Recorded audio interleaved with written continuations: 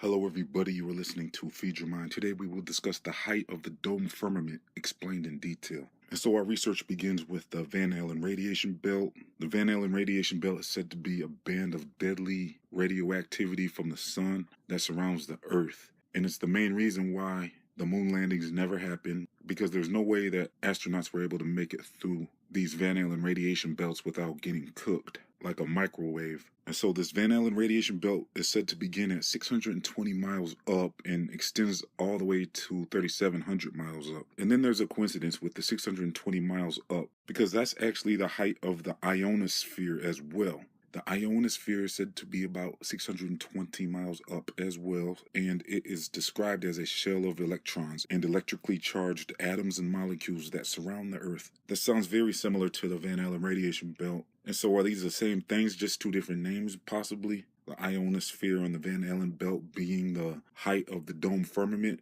Because an interesting thing about this ionosphere description is it says a shell of electrons. A shell to me sounds like a solid object, a firm and solid object. And so I have an interesting video coming up about satellites and how they interact with the ionosphere in order to bounce signals back to Earth. And so make sure you click your notification bell because you won't want to miss it.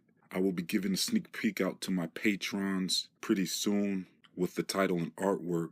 And you can join my Patreon for as little as $1. The link is in the description box. And I've also covered this ionosphere in my video about Operation Fishbowl. And that video is already up, so you can check that out as well. Because the thing is, the scientists are literally saying that they're bouncing signals off of the sky. Now, their excuse is saying it's a shell of electrically charged particles, but this seems to be their excuse and their only way to describe what they are witnessing. Because if you think about it with common sense, the air is supposed to be thinner the farther you go up. And so how are they possibly bouncing signals off of the sky?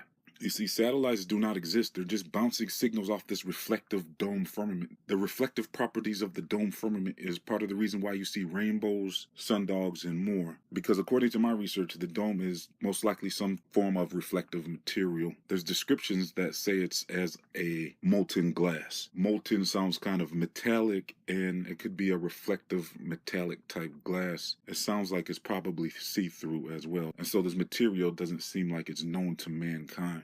But there's also another striking coincidence of this ionosphere, because they say it begins 31 miles up. And so 31 miles up is actually the same height of the highest balloon that has ever been launched. You see, balloons will always pop around 30 miles up or lower. And this is allegedly due to the low air pressure that forces the balloon to expand until it bursts. And so scientists have been creating these balloons to be more flexible so they don't burst. And so that's basically what a weather balloon is. But from what I'm hearing, they always pop anyways. So what is causing these balloons to pop at 32 miles up? And what's with the coincidence with 32 miles being the lowest part of the ionosphere? And so like I said, the ionosphere ranges from 31 miles up to 620 miles up. So if it begins at 31 miles up, that could possibly be the lowest point of the dome firmament. Now, the reason why I believe they're saying these are ranging from 31 miles up to 620 miles up is because the curved nature of the dome. You see, if the dome is an arch-like shape, there would be various points of height on the domes. And so I suppose the lowest points would be around 31 miles up. But that seems to be the average point where balloons pop no matter where you are. And so let me know what you guys think about all of this in the comment section.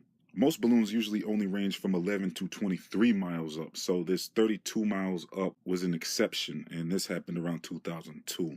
And so polar orbiting satellites are said to be as low as 444 miles up. The ISS is said to be about 220 miles up. Low Earth orbit is said to begin around 100 miles up and is said to range to about 1,200 miles up. And so I'm rejecting the 1,200 miles up scenario because there doesn't seem to be any evidence of anything being more than 30 miles up. Outer space is said to actually begin at 50 miles up. So if space doesn't exist, that means the dome could be under 50 miles up, especially in some areas. And so to summarize this video with all this information I presented, it appears there's no proof that anything has ever went more than 30 miles up. 32.9 miles precisely seems to be the record of anything that has ever launched. And so that's basically 33 miles up. And so what do you all think? Do you think the dome is 32 miles up, or is it just in some places 32 miles up? Or are you going to go for the 620 miles up hypothesis, where the Van Allen belt begins and the ionosphere ends? Or I suppose it could be somewhere in between as well. And so I suppose I'm going to lean more towards the dome being somewhere around 50 to 100 miles up. And maybe 100 to 600 miles up could be the second heaven area, possibly.